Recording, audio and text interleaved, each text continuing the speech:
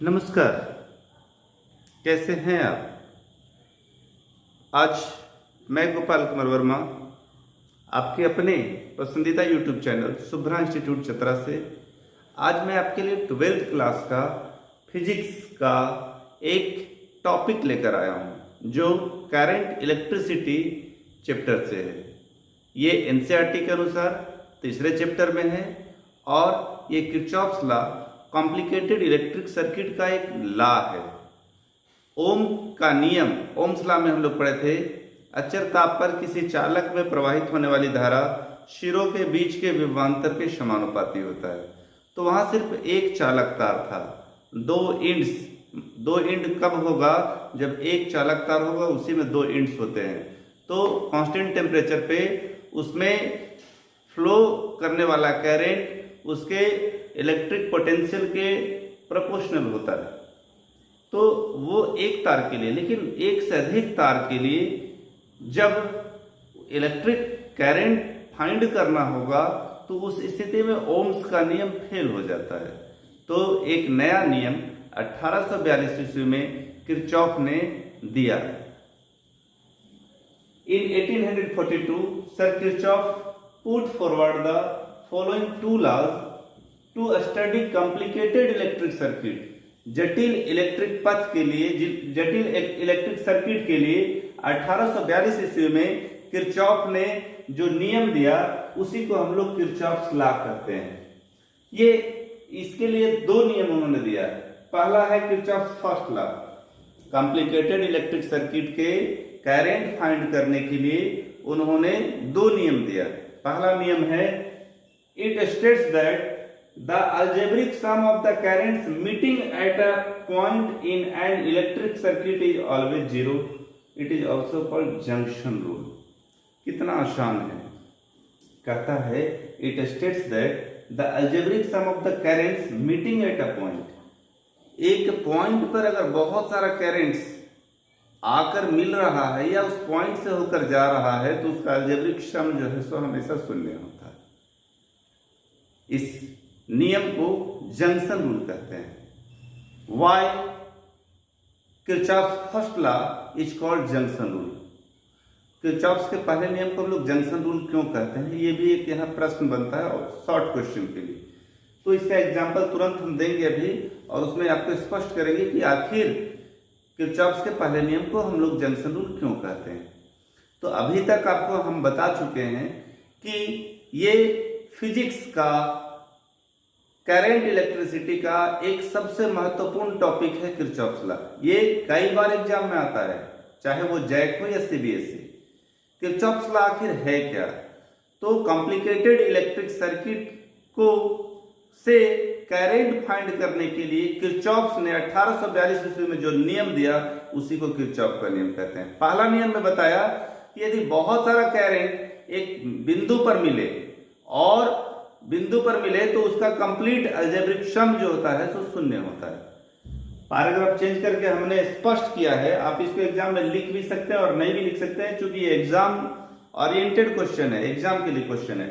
मैंने इसको इसलिए लिख दिया ताकि आपके ये ध्यान में रहे कि यदि जंक्शन पे कोई करंट आ रहा है तो उसको हम लोग पॉजिटिव ले लें, क्योंकि वो आ रहा है, और जाएगा निकलेगा तो उसको हम लोग नेगेटिव ले लेंगे। वही लिखे, the current flowing in a conductor towards the junction of a conductor is taken as positive towards the conductor towards the junction. Junction की ओर रहेगा तो उसको पॉजिटिव, और जंक्शन से बाहर जाएगा तो उसको हम लोग क्या बोलेंगे? नेगेटिव। एक एग्जांपल से इसको आसानी से समझा जा सकता है। एक एग्जांपल से इसको आसानी से समझा जा सकता है।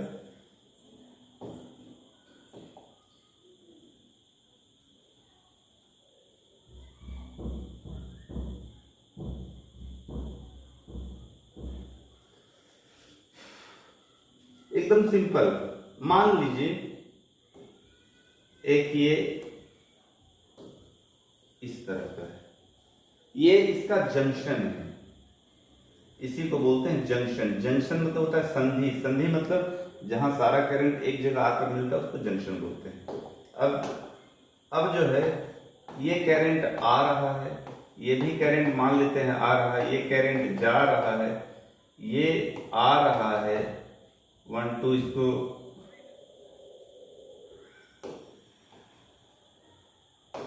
इसको 3, इसको 4, ये जा रहा है I5, ये आ रहा है I6। तो आप खुद ही देख लीजिए कि ये जंक्शन की ओर कौन सा करंट आ रहा है। तो I1 आ रहा है, I2 आ रहा है, एरो दिखा रहा है, I3 जा रहा है, I4 आ रहा है, I5 और टच स्क्रीन में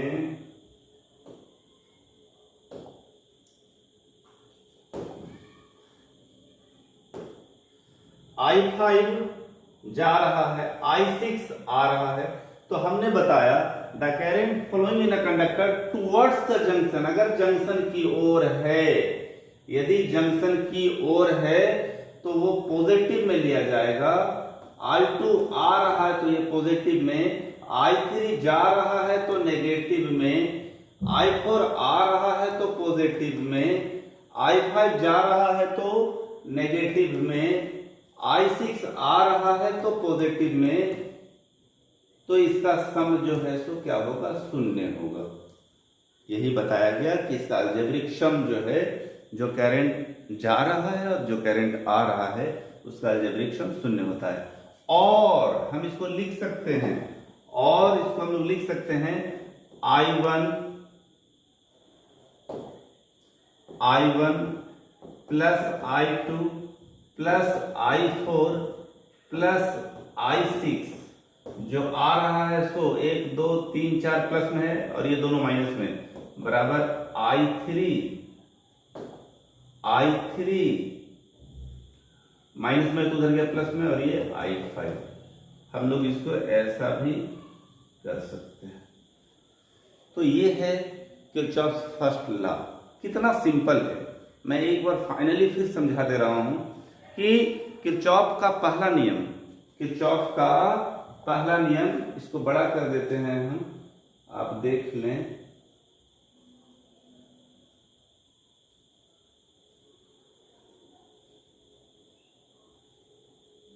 हाँ, किरचॉफ का पहला नियम क्या है, मैं तीसरी बार समझा रहा हूं आपको कि किरचॉफ का पहला नियम जो है सो जंक्शन रूल पर है। किरचॉफ का पहला नियम कहता है कि यदि कोई भी इलेक्ट्रॉनिक सर्किट में इलेक्ट्रिक करंट एक बिंदु से होकर जा रहा है, तो जो आया सो प्लस में और जो गया सो माइनस में, जिसको हमने यहाँ पे अभी प्रैक्टिकली समझा भी कि यहाँ पे अगर ये कोई इलेक्ट्रिक सर्किट है, ये जंक्शन है, ये जो आ रहा है सो प्लस में और जो जाएगा सो माइनस में, और इसका अलजेब्रिक सम जो है सो क्या होगा, 0 होगा। हम इसको और लिख सकते हैं I1 plus I2 plus I4 I6, और ये दोनों माइनस में तो उधर गया तो प्लस में। हमें लगता है कि खूब आसानी से आपको समझ में आ गया होगा। सेकेंड लॉ में चलते हैं।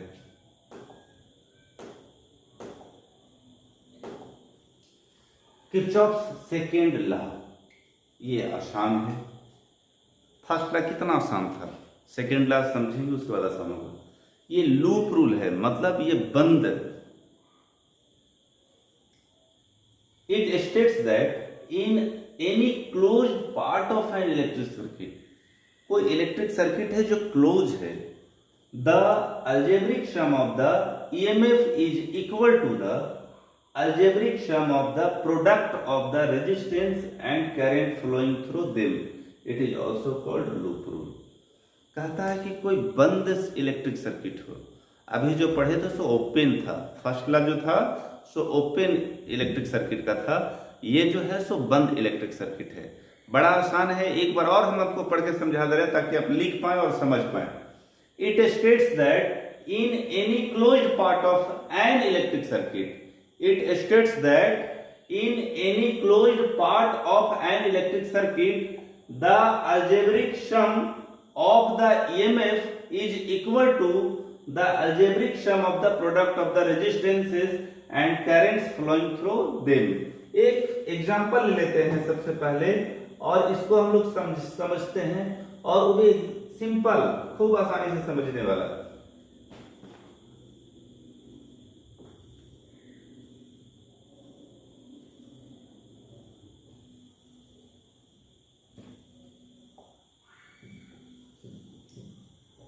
टच पैनल है, कीड़ा उड़ रहा है।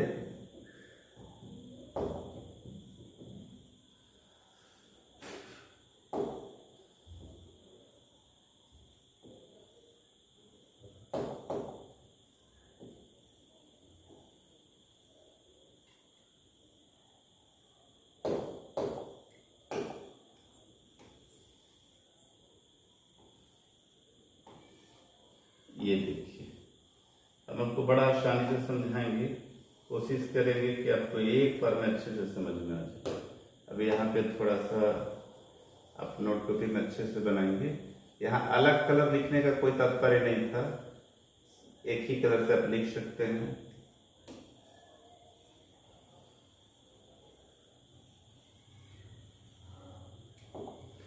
ये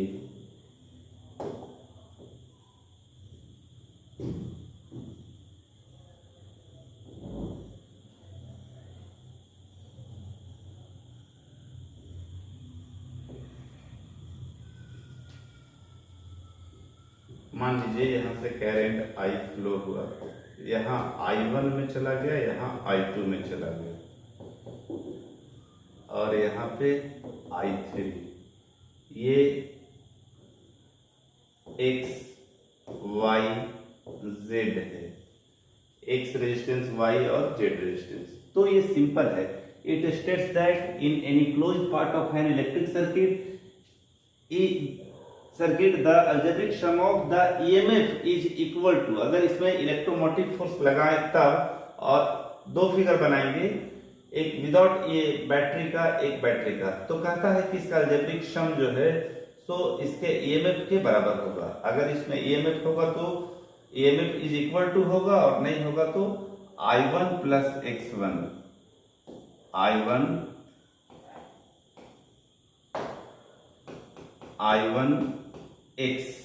I1X प्लस I3Y, और ये दोनों एक डायरेक्शन में है और ये ऑपोजिट डायरेक्शन में है, तो ये हो जाएगा I3Z is equal to 0। I1X plus I3Y minus I2Z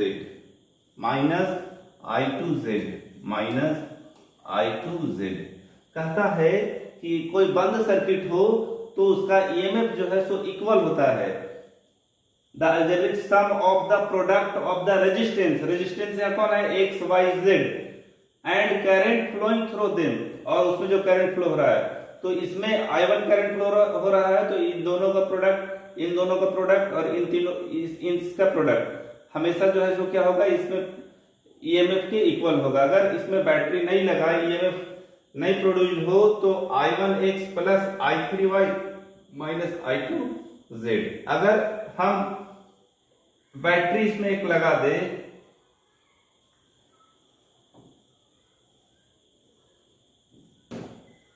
एक बैटरी लगा देते हैं,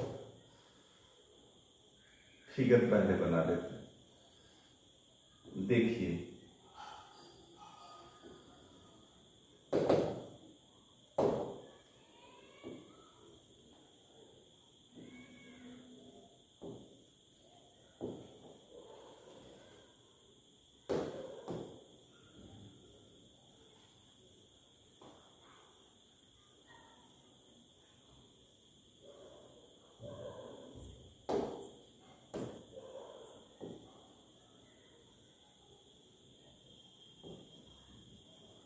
अलग कलर का कोई मतलब नहीं है, आप एक कलर से ही बने।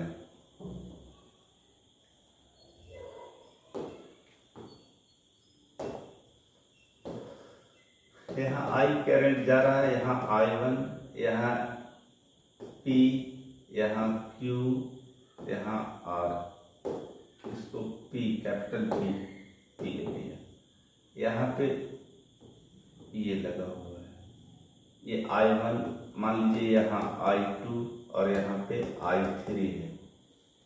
तो क्या होगा, हम लोग क्या पढ़े, देखिए यहाँ पे I1P प्लस I2Q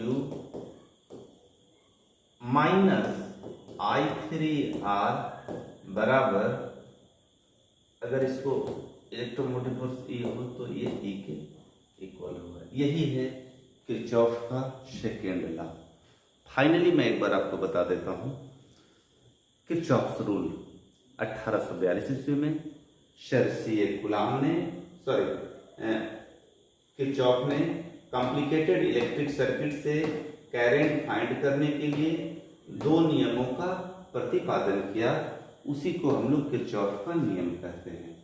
उन्होंने बताया कि पहला नियम में जो लूप रूल है उन्होंने बतलाया, जंक्शन रूल है, उन्होंने बताया कि यदि कोई करंट, कोई कॉम्प्लिकेटेड इलेक्ट्रिक सर्किट में अगर बहुत सारा करंट एक बिंदु पर मिले तो उसका करंट का अलजेब्रिक सम जो है सो शून्य के बराबर होता है। मतलब जो आया उसको हम लोग प्लस में ले लेंगे, जो गया उसको माइनस में सम कर देंगे तो शून्य हो जाएगा। सेकेंड लॉ, अगर कोई बंद परिपथ हो तो उसमें बहने वाला धारा और प्रतिरोध का गुणनफल उसमें उसके ईएमएफ के इक्वल होता है। ये इतना आसान है और उसी को हमने आपको एग्जाम्पल से समझाया। पहला एग्जाम्पल बताया, उसमें बहने वाली धारा और उसके प्रतिरोध दोनों के गुणनफल का योग ईएमएफ के बराबर होता है। तो अगर ई नहीं लगा हुआ है तो इज इक्वल टू 0। तो I1x, I3y, I2z। अब प्रश्न होता है सर आपने वहां माइनस क्यों लिया? तो ये दोनों एक डायरेक्शन में है, ये अलग डायरेक्शन में है। Triangle law of vector addition आप पढ़े होंगे, त्रिभुज का सदिश योग नियम, जो एक दिशा में रहता है प्लस में, जो दूसरी दिशा में रहता है सो माइनस में। अब अगला हम बताया आपको कि यदि इसमें ई लगा हो तो I1P, I2Q minus I3R is equal to E। इतना आसान है और इतना समझने वाला है, और बड़ी बात यह है कि इतना आसान होते हुए भी ये एग्जाम के लिए इम्पॉर्टेंट है। तो आप इसको अच्छे से देखें और पढ़ें।